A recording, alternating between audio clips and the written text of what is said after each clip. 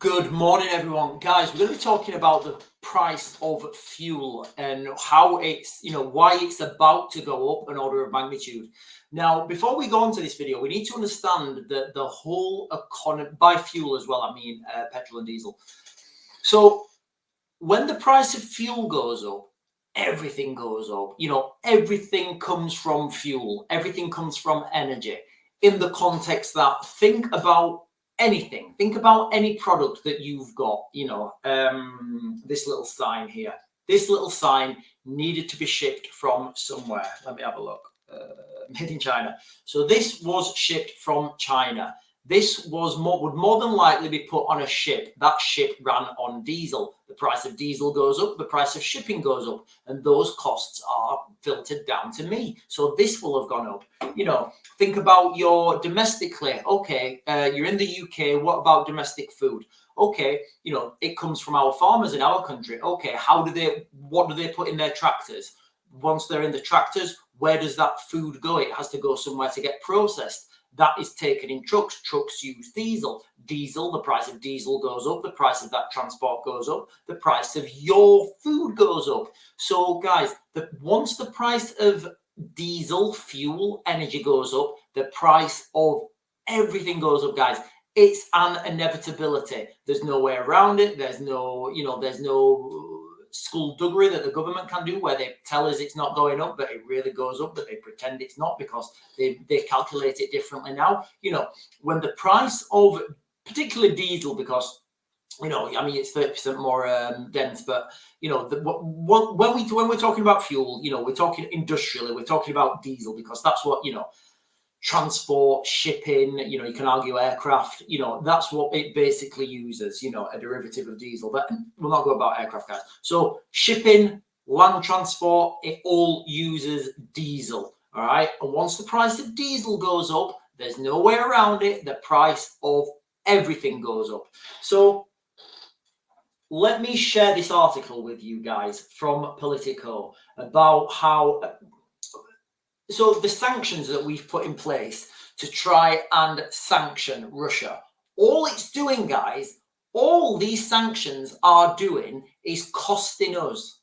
They're costing us with everything because like we said, that when the price of fuel goes up, the price of everything goes up. So what people are doing now, once the sanctions in place, they're just finding workarounds, and with those workarounds, there's a price increase. So let me give you a perfect example of this. So Ukraine backs Russian oil loophole for Hungary. The deal will allow Viktor Orban's government to bypass Kiev's sanctions on Russian oil giant Lukoil. So for those of you who don't know, Ukraine is a huge transit country. So Russian oil will transit via various pipelines. I'm not sure how many there is, and that will come straight through Ukraine and into Europe. Now, after the underwater, I can't remember what it was called. After that was destroyed, the Russians need to get their oil out. So the Ukrainian pipelines, that's become a huge, it's become a huge way that the Russians can get their oil out of the country. So the Ukrainians have put sanctions on Lukoil, which is a Russian company, and they were exporting most of their oil. So and again, this is absolutely insane that this happens. So what they've done, a Hungarian company, well, let's continue reading and I'll give my comments. Kiev, millions of barrels of Russian oil now have a green light from Ukraine to flow to the EU as part of a deal with Hungary, ending months-long standoff over Kiev's new oil sanctions. The deal will see energy from Lukoil, whose products are currently barred from entering Ukraine, sell its oil to Hungary's MOL energy giant, which can then ship it through Ukraine to the EU.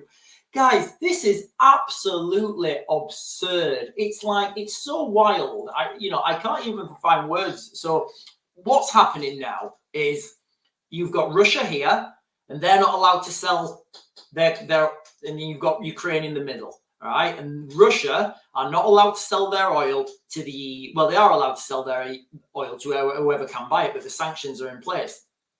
So Russia is not allowed to transit its oil through Ukraine here. Okay, so what are they doing? So this Hungarian company is buying the oil at source and transiting it through. So this is no longer Russian oil. This is Hungarian oil coming from Russia. What? Guys, it's absolutely insane. And for that, they're charging $1, I think $1, $1.50 per barrel. Now, guys, when you're talking about millions of barrels being transported per day, all this is doing is putting the price up for those people in Europe. You know, Lukoil is still making their money. They're still paying Russian tax. You know, all these sanctions are doing are hurting us in the West. It's kind of like saying, you know, we are literally trying to fight this war with one hand tied behind our backs and pouring our wallets away. It's absolutely insane. So let's go back to the article, guys, and let's see some more of this ridiculousness. Yeah, we do that. The MOL company announced that they are currently the owners of the product transiting through Ukraine, and we are happy with that. So, you know, this is not Russian oil. This is now Hungarian oil because the Hungarians have bought it in Russia, and it's the Hungarians who are pushing it through now with a nice little back burner on it. Ukrainian Prime Minister Denis Shmyhal said Tuesday, responding to a question from Politico, this is not a Russian oil company. This is MOL company that transports its products through the Ukrainian system. Guys, who's earning money here? Do you think are the Ukrainian people going to benefit from this? Is this going to help the Ukrainians win the war? It seems absolutely insane, doesn't it? You know, that Ukraine are fighting a war with Russia, and the Ukrainians are still letting the Russians pass oil through their country. And of course, you know, as Dennis says, it's not Russian oil anymore. No, this is Hungarian oil. Ukraine over the summer barred Lukoil products from crossing its borders, alarming Hungary and Slovakia, which both receive Russian oil via a pipeline across Ukraine. Guys, Ukrainians are well within the rights to do this. I'm actually surprised that this has been going on until this summer. You know, I don't know how that's happened, you know, because these two countries are in a war with each other. In a statement, MOL said it will take over ownership of the affected volumes of crude oil at the Belarus-Ukraine border starting Monday. So from this, the oil goes from Russia to Belarus. When it's in Belarus, that then becomes... It's insane. I wonder if those molecules of oil know that they've already been sold. At the Belarus-Ukraine border starting Monday. So as soon as it comes into Ukraine, it is no longer, you know, Russian oil. That is then Hungarian oil. And here we are, guys. Look, as soon as we sign the contract with the Ukrainian side, they will take into effect, he said, adding that it would cost an additional $1.50 per barrel to secure transit outside of the previous agreement. So, guys, you know, you can see here that, you know, all these sanctions that the West are putting on Russia, they're not having any effect. Well, they are having an effect, but they're not having any effect to Russia. The only effect that they're having is to the people of those countries who they've put sanctions on. It's absolutely insane.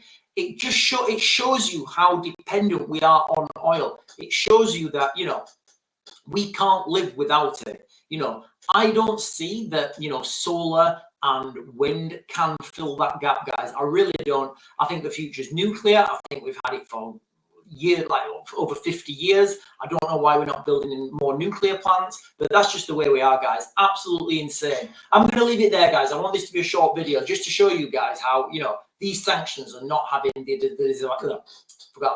the sanctions are not having the desired effect on Russia. They're only having a negative effect on us who are placing the sanctions. And of course, some people are rubbing their fingers together and making a nice, tidy little profit. Guys, anyway, I'm going back to grid. I'll get you guys another video later.